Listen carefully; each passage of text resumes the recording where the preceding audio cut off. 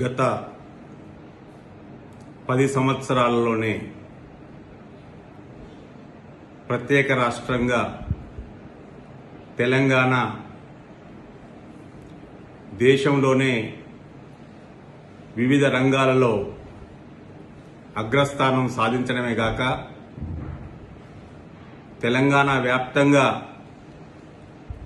నదీ జల గర్భంగా భూగర్భ జలాలను పైకి సాధించుకొని నదీ జలాలను తాగినీటుగా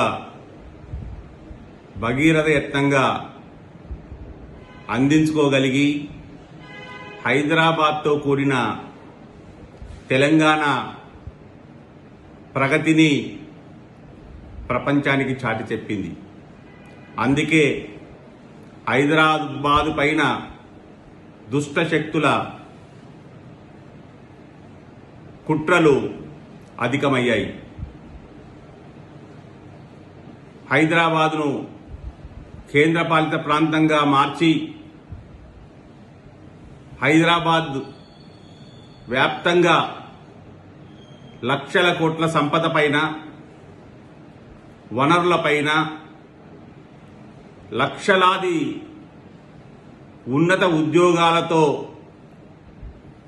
విరజిల్లుతున్న హైదరాబాదును తమ గుప్పిట్లోకి తెచ్చుకోవాలనే దుష్టశక్తుల పన్నాగాన్ని